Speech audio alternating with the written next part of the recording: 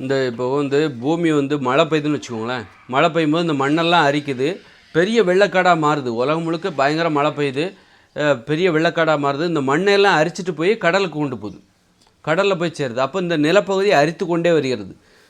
நிலப்பகுதி கரைஞ்சிக்கிட்டே போகுது. ஒரு கட்டத்தில் என்ன ஆகும்? நிலப்பகுதியெல்லாம் கரைஞ்சி, இந்த மலையெல்லாம் கரைஞ்சி 1 கோடி ஆண்டுகள் கூட ஆகலாம், அல்லது 50 லட்சம் வருஷம் கூட ஆகலாம். இந்த நிலப்பகுதி மண் வளம் எல்லாம் கரைஞ்சி இந்த கடலுக்கு போயிடும். அப்போ இதை தடுப்பதற்கு நம்மக்கிட்ட நல்ல வழி இருக்கணும். அற்புதமான வழி என்ன தெரியுமா? இந்த கடற்கரையோரம் என்ன பண்ணணும் அப்படின்னா, இந்த சதுப்பு நில காடுகள்லாம் இருக்குல்ல, மரங்கள், கடற்கரையோரம் வளர்க்கப்படுகிற ஒரு மரங்கள், அதன் பேர் தெரில. அது தெரிஞ்சுக்கிட்டு தான் நான் இந்த வீடியோ போட்டிருக்கணும், தப்பு பண்ணிட்டேன். இந்த அலையாத்தி காடுகள்னு ஏதோ சொல்லுவாங்க. இந்த கடற்கரையோரம் இருக்கிற அந்த மண்ணரிப்பை தடுக்கக்கூடிய மரங்களை இந்த கடற்கரையோரம் வளர்க்கணும், உலகம் முழுக்க வளர்க்கணும். அப்படி வளர்க்கும்போது என்ன ஆகும் அப்படின்னா, இந்த மழை பெய்யும்போது இந்த வெள்ளம் என்ன பண்ணும் அப்படின்னா, டைரெக்டாக கடலுக்கு போகாமல் இந்த கடற்கரையோரம் வளர்க்கப்படுகிற 1 ஏக்கர் 2 ஏக்கருக்கு இந்த மரங்கள் தான் இருக்கணும். இந்த மரங்களை தாண்டி தான், அந்த மரங்களுக்கு இடையாக போய் தான் இந்த தண்ணீர் அந்த கடலுக்கு போகும். அப்போ இந்த மரங்கள் என்பது மண்ணை தடுக்க ஆரம்பிச்சிடும். மண் நேரடியாக கடற்கரைக்கு போக விடாது.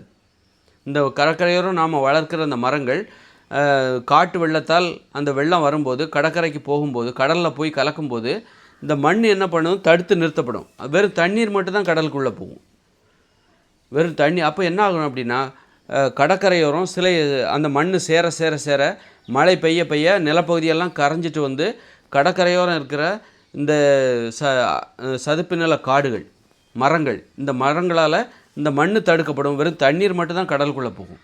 அப்போ கடற்கரையோரம் என்ன ஆகும்னா, சில மலைகள் உருவாகிறதுக்கு வாய்ப்பு இருக்குது. பல ஆயிரக்கணக்கான வருஷங்களுக்கு அப்புறம் அந்த மண் சேர்ந்து அது மேடாக மாறி அப்புறம் அந்த மேட்டிலையும் தாவரங்கள் வளரும். இப்படி ஒரு சூழ்நிலை உருவாவதற்கு வாய்ப்பு இருக்குது. நம்ம மண்ணை அப்படி கரைஞ்சி, மழை தண்ணீரில் கரைஞ்சி கடலுக்கு போக விட்டுறக்கூடாது.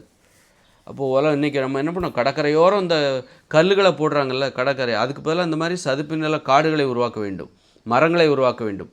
அது ஏதோ ஒரு மரம் சொல்லுவாங்க, அந்த மரத்தை உருவாக்கணும்னு வச்சுக்கிங்க. கடற்கரையோரம் ஒரு காடுகளை உருவாக்க வேண்டும். கடற்கரையோரம் எல்லாம் காடுகளை உருவாக்க வேண்டும். அப்போது நம்ம இந்த மண்ணரிப்பு அந்த நிலப்பகுதி கரைஞ்சி அப்படி கடலுக்கு போகிறத நம்ம தடுத்து நிறுத்த முடியும். கடற்கரையோரம் ஒரு மலைகள் உருவாக ஆரம்பிச்சிடும். இந்த மழை பெய்யும் போதெல்லாம் அந்த மண்ணை அரிச்சிட்டு வருதில்ல, நிலத்தை கரைச்சி எடுத்துகிட்டு வருதில்ல, அந்த மண்ணெல்லாம் கடற்கரையோரம் தடுக்கப்படும் போது அந்த மண் சேர்ந்து அது மலையாக மாறும்.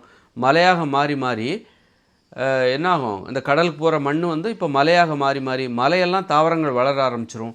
இப்படி ஒரு பாதுகாப்பு. அப்போது ஒரு கடல் என்பது ஒரு மலையால் தடுக்கப்படுகிறது. ஒரு மலை, கடற்கரையை சுற்றி மலைகள் இருக்க ஆரம்பிச்சிடும், மலைகள் உருவாக ஆரம்பிச்சிடும் கடற்கரையை சுற்றி மலை. அப்போ ஒரு கடற்கரையை சுற்றி மலை இருக்குது, உள்ளுக்குள்ளே கடல் இருக்குது. அப்போ அந்த கடல் தண்ணீர் சுனாமியாலேயோ எதனாலேயோ இந்த பக்கம் வர்றதுக்கு வாய்ப்பே கிடையாது. இதை நம்ம பண்ணணும். இதை பண்ணுனா எதிர்காலத்தில் இந்த பூமி இன்னும் பாதுகாப்பாக இருக்கும். பூமியின் ஆயுட்காலம் அதிகம். இல்லைன்னா நீங்கள் பேசாமல் இருந்தீங்கன்னா நிலப்பகுதி எல்லாம் கரைஞ்சி கடலுக்கு போய் என்ன ஆகும்? கடைசியில் நிலமெல்லாம் கரைஞ்சி கடைசியில் இந்த பூமி முழுவதும், அதுக்கு 1 கோடி ஆண்டுகள் கூட ஆகலாம், 50 லட்சம் வருஷம் கூட ஆகலாம், பூமி முழுவதும் கடல் நீரால் சூழப்பட்டு விடும், நீர்க்கோளமாக மாறிவிடும். பூமி 30%, இன்றைக்கி 25% நிலப்பகுதி, 75% கடல் நீர். இனிமேல் அது குறைஞ்சிக்கிட்டே கடைசியில் இந்த பூமி முழுவதும் என்னவோ மாறிடும், நீர்க்கோளமாக மாறிவிடும். அதனால் அதை தடுப்பதற்கு அற்புதமான வழி என்னென்னா, இந்த மழை பெய்து அதில் மண் கரைஞ்சி உள்ளே போயிடக்கூடாது, கடலுக்கு போயிடக்கூடாதுன்னா கடற்கரையோரம் காடுகளை உருவாக்குங்கள்.